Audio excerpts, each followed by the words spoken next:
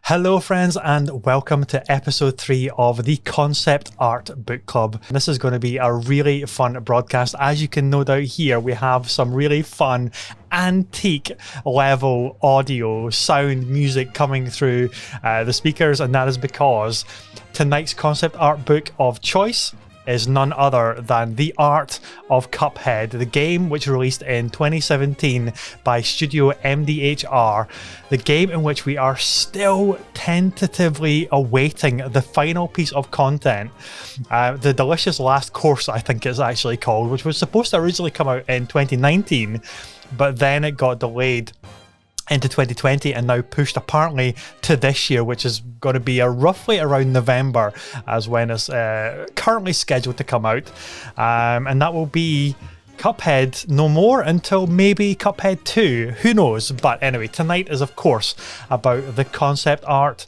and this is going to be a lot of fun because if, like me, you guys are maybe fans of that 1930s era of animation, specifically like the very early stuff from Fleischer Studios. Okay, the Fleischer brothers really pioneered this kind of aesthetic, and then later on Disney would be their main competitor, right? So it really is a fascinating piece of history if you're a fan of animation, and of course by proxy maybe concept art as well, and exploring the old techniques, hand-drawn animation, hand-drawn keyframing. This is way before computers or the internet or anything like that ever existed, but everything was done by a single sheet of paper, and the old techniques of course was tracing paper. So you would draw your character, then you'd flick over the sheet, you'd trace over the majority of the character that you had just drawn, but then you would slightly move the arm or the leg, and you would keep doing it until you built up all of your frames of animation for a particular sequence. That was the ultra time-consuming, painstaking, but hand-drawn animation of the era of the 1930s, and it lasted all the way up until, well, practically until Toy Story was released in 1995, I think it was really the advent of full motion pictures done with computers, with computer animation. So really fascinating. So without further ado, less blather from me, what we're going to do is transition over to camera 2. And as you can see, we have the Skycam set up, and we have The Art of Cuphead. Look at just the cover. This is a hardback book, right? This is a hardback book that has just that glorious antique aesthetic to it. It looks like old parchment paper. Again, it has that kind of off-white. It's just printed like that. Obviously, it's not the actual paper color of the hardback cover, but it's like a cream. It's off-white, and of course the Acme ink. If anybody is familiar with their history as well, Acme was one of the biggest brands. I think it's a fake brand actually from the old animations. Like think of Ace Chemicals from Batman. You've got Acme was like Bugs Bunny cartoons, Hanna-Barbera, and like you'd always see Acme appearing somewhere as like the big corporation, whether it be like chemical brands or production or manufacturing something. It would be Acme something, Acme Inc. So I love the fact that they're really embracing the sense of history about animation. But anyway, Cuphead was really a love letter to that era of animation. The dust and scratches, you could see like the frame skips. The animation wasn't perfect, but it was intentionally so. And like the bosses, the depiction of like the devil, and the way that they drew like animals, cows and horses as characters, like bipedal characters, like human beings, and to give you like boss characters or like NPC characters. Just fascinating to actually explore. I love to see sketch stuff in my concept art books. I could geek out over this stuff like crazy. So let's just go into a punch-in shot here, and we can look at the doodles look at the doodles. I love concept art books that give you all of the doodles. I'm a doodle man. And it just shows you the different treatments, the different expressions, the different poses. You know, we looked at Miles Morales, the art of Spider-Man Miles Morales last week, and the week before we looked at the art of Horizon Zero Dawn. Previous 2 episodes, which are now up on our YouTube channel. Check them out. But it really shows like the exploration. It's, you know, it's rough. It's usually quick, but it gives you enough of a flavor to get an idea as to the tone in which they're going for. Okay, here we go. Chapter 1, Our Pucky Heroes. Look at this. So nice. Look at, I mean, I just love the striking colors. Again, let's just pan around. It's such a great idea for characters that you play as, right? It's a cup and a mug, and it just fits perfectly with the era of 1930s, 1920s, 1930s animation. Again, very Mickey Mouse with the, you know, the shorts, the black body, the white gloves, but the head with a little straw coming out of that. I mean, I don't think, does anybody drink coffee or tea with a straw? Maybe that is a bit of creative licensing there, or maybe it's just water in the mugs. Maybe it's just not even relevant as to what they're putting in the mugs. So a straw is totally fine. But it's interesting that they've got little straws popping out of their head. This is what I'm talking about right here. It must have been such fun to doodle this stuff away and just watch like lots of reference cartoons as well, like Betty Boop, like a Bendy, like Mickey Mouse of the era, and then create their interpretation of it whilst trying to absolutely nail the aesthetic when it comes to bringing it to life and animating it. Honestly, it's freaking awesome. And I love all the different moves. Look at this. So so he's angry. You can see he's got an angry face up there, but he his straw is still crooked, and then he's basically blown a gasket, right? Like who remembers Yosemite Sam from the Hanna-Barbera cartoons? Hanna-Barbera? I think it was Hanna-Barbera now. And Bugs Bunny cartoons, where he would get so hot and bothered that he would end up rootin' tootin' shooting his revolvers, and he would lift off the ground, I should say, and start firing off his revolvers when he loses his stack. So this is a little animation of the straw going like fully upright, no bend in the straw, and liquid from his head basically squirting out the top because he's so angry. Like the pressure buildup, he has literally blown a gasket. There we go, look at this. We have Mugman. There we go. This is player 2. Again, this is actually showing a really great, I don't know if I can zoom in any further. I'm sorry guys, I cannot. It's showing a really great study. But again, I think it's like idle animations or just a study of how he would move. I love how he's doing aerobics. And look at this. He's actually blowing into his thumb. That is a very much a Popeye reference right there. You blow into the thumb, and then he gets the big arm, the big biceps. And there's another one there where it's kind of the opposite. So he's blowing into his thumb, but this time his nose is blowing up like a balloon, and of course it is lifting him off the ground. Again, old school boxing. Remember the old cartoons used to be the two characters going like fisticuffs like that, and like hopping backwards and forwards. It's really, really funny. So you've got a nice little reference there. Again, reference of how to do the backflip animation. So good. It's so good. I love it to bits. What do we got here? Again, more studies, more treatments of faces. Like, what does the mug look like? And I love how they've actually explored almost like a teapot. See, he's got the cozy as a little hat on his head, or is that like an actual just like a lid on top of the mug? That second row, it almost looks like he's got whipped cream on his coffee or something. That's so interesting. And also I love how they've got the little sugar lump, and then they've got the spoon that they're playing around with.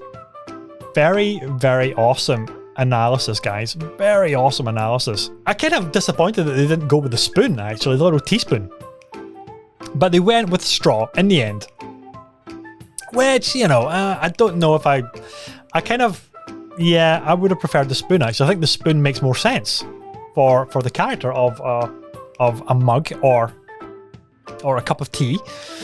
I wonder why they went with the straw.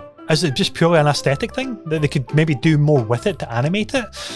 But then you could have had like the spoon almost come to life with the character as well, like it's animating and stuff as well. Or maybe he could have used the spoon as like a weapon. I don't know, all these unexplored possibilities are so cool. There we go, the supporting cast of characters. Now, if any of you have been watching the new Disney Plus TV show Loki, you will be very familiar with the aesthetic of the talking clock character. It is very much in reference to, again, Fleischer Studios animation, 1930s era of animation. That is through and through what that clock character from Loki is referencing. And it's just great to see. I mean, you can see the DNA in these characters here. The supporting characters, you've got the pig, they've got your little chalice, you've got the is that a teapot or a kettle? I think it's a kettle, actually. Just great stuff. Let's just punch in as well. Again, especially the chalice here. It's just awesome to see that even in 2021, with a TV show as high production as Loki, the artists, the creators are referencing the 1930s beginning of animation, of hand-drawn animation, that aesthetic for that era, and it works. It just works. You know, cartoons and live action are sometimes very hit and miss. You don't want a Cool World, you want a Who Framed Roger Rabbit, or dare I say it, Space Jam. You know, they don't always work, but in Loki, you know what? It does. That clock character just works. And it's really interesting to see the lineage of what they're referencing and how it actually relates to Cuphead as well. Super, super fascinating. Ah, there's the Elder Ketzel. Look at the study here. I love the fact that he's got a mustache, but it's designed in such a way that it's just like an extra bit of porcelain which is stuck on under the spout. Maybe because he's an old kettle, the spout could have maybe broken off or fallen off or something, so it needs a little just extra support. How should he look, right? Should he have tired eyes? Should he have almost like a beard as well? They've obviously explored this as well. Should he have like wacky hair coming out the side there? Should he also have like a spoon or a straw coming out? What shape of the kettle should he be? Should he be more of a chalice, like a vase kind of thing to pour? I think ultimately they went with the right decision. I think this character design is actually really fitting and really quite refined in its simplicity, if that makes sense. But just great stuff. It's almost a shame that the spoon isn't. For some reason I've got a fascination about why are there no spoons with these characters, but they give them an actual walking stick rather than maybe leaning fully into like the utensils of it. Could a spoon have been a satisfying walking stick? I don't know, but they just gave him an actual walking stick, so we're really kind of like quibbling over minor details here. Pork rind. Everybody knows pork rind, right? So pork rind is basically your merchant. Pork rind's emporium items. That's where you buy like power-ups. That's why you buy different items like cherry bombs and elixirs. You only tend to really see him behind the counter, so you don't really get a good sense of like his lower body, for example. So this right here, that bottom left hand illustration is very much the cartoons of like the source material cartoons. You've got the cow, which is very tall, very kind of skinny cow, and then you've got the piggo, which is he's a big chunky pig, which is great to see as well. And that is very much reference from Fleischer cartoons. Honestly, I implore everybody to Google and research the 1930s era of cartoons, because they're fascinating. If you have any interest in animation whatsoever, go check out and look at how the old masters used to do it. Here we go, we're getting to see the Overworld. So like I said before, very Zelda-like, very Mario-like. I'm almost, you can see like Toe Jam and Earl and things like that all pay homage to this era of video games, like the Zelda and Super Mario Overworld stuff. Yes, my nemesis, the Botanic Panic, everybody, the Botanic Panic. So we have an onion, we have the carrot, and we have the spud. So great.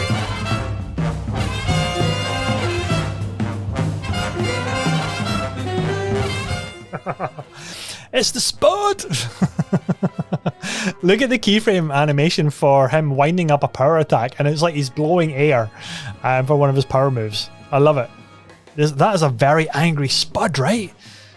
Whoa. Chauncey Chetonnay. That's a very posh name for a carrot. I mean, you could literally just pour over each little tile here, looking at the expressiveness of the character and just analyzing it.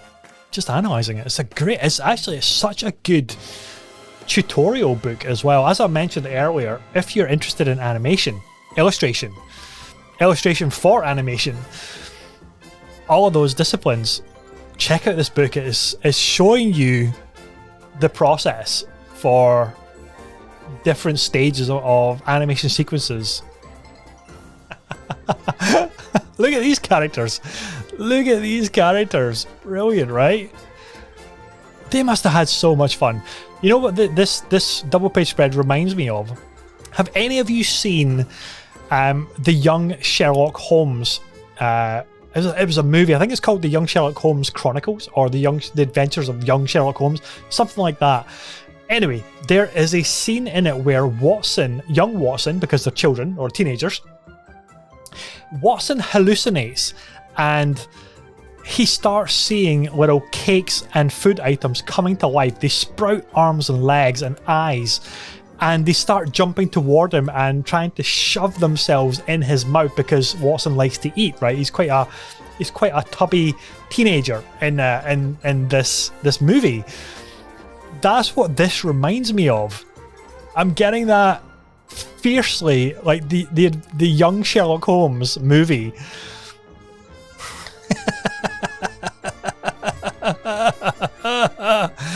Look at this tipsy troop background. Look at the bottle of scotch. That's so funny. You've got the glass there as well. He's got the big long red nose because he's basically hammered, completely drunk. And then you've got the martini glass in the background there with the olive and the is it a pickle or is it an olive? I think it's an olive in the in the cocktail stick, which is so funny. And yeah, the big angry looking bottle of scotch, or decanter I should say, of scotch and whiskey. What a joy this game must have been to work on. A labour of love for sure. A lot of hard work, maybe a lot of late nights, I'm sure, maybe as well. But it must have been such fun to just create these characters in fun and interesting settings and then give them personality. This looks like more kind of final artwork now, for like the cinematics and everything. Look at this. So good. So that's obviously, if you're good enough to finish the game, you'll probably be greeted with the screen here. This is a look at the cinematics now. Fantastic. Because don't forget, it's one thing to draw the characters, right? To drop treatments of the characters, drop keyframe sequences of the characters, but the actual cinematics, they all have to be storyboarded out as well before they can be animated, let alone hand animated for every single piece of animation. But you got to storyboard it all out. That's something I do, and my day job is storyboarding animations, and it can be a lot of fun. It can be a real puzzle to work out. But see, when you start to get a flow together and you're working out the transitions between scene to scene, and then you start to see it kind of slowly come to life through animation, you're thinking, this is so much fun. And it's just one of those immensely satisfying things. So I love this as well. The typography of the game, obviously, you know, you could have used an off-the-shelf font. We certainly do that a lot in my job. but there's also a time and a place for doing or creating a custom font.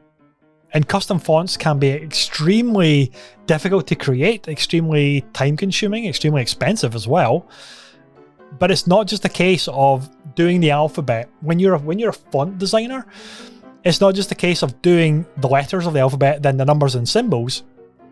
You actually have to, if you want to use it like a proper font to just like type on your keyboard and then whatever you type is in that font, there's a huge process that you have to go through for the leading and the kerning of fonts. And now what those two words mean is basically the spacing. So leading is the line spacing. So you can see the gap there between the D and the L. Okay, that space is called leading.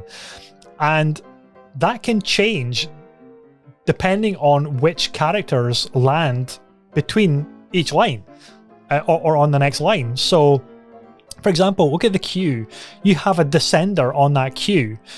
If this was lowercase mixed with some uppercase, if it was like title case, for example, then you could have a descender character that is then clashing with a character like a capital letter, like an F or a K. So that's a very tall character, and if the leading isn't properly worked out, then they're going to overlap and almost like join up, and you don't want that. That's bad typography. But then you've also got kerning as well. So look at the X and the Y, for example, right? Or the letter T with a V. So because the V goes inward and the T has a wide top kind of thing, like the top of the T, the spacing there between the T and the Y or the T and the V might be really far apart, but it can do. So you have to manually assign kerning to certain letters that will or could potentially appear next to each other as you're typing, so it doesn't look like there's a massive gap and then other letters are too narrow, too close to each other. So it's a fascinating skill, and it's something that I have done in my career, and no, I'm not in a rush to have to do it again. But anyway, that's quite enough of that. So there you go, guys. This has been an in-depth look at The Art of Cuphead by Studio MDHR. It's published and everything by Dark Horse Books. I am Ross from Gamertag Media, and this has been episode 3 of the Concept Art Book Club. I will be back next week with another book from my collection. I don't know what it's going to be just yet, but pay attention on Twitter at It's Me Ross P, at GTagged, for when we announce next week's episode. Let me know in the comments what you think of not just the game Cuphead, but of course the concept art book as well. And hopefully you got something interesting out of this look at me going through the pages, trying to kind of explain, give my thoughts on what we were seeing on the page, and maybe giving a little bit of insight into, you know, the design process, or just talking a whole lot of nonsense as if to say, yeah, I know exactly what the artists were going through in their mind. But anyway, it's a blast anyway, just to think about what were they thinking when they did this and trying to dissect it. And that's what is the really, really fun part. So that's it for me. Take care, everybody, and I will see you on the next one. Bye-bye.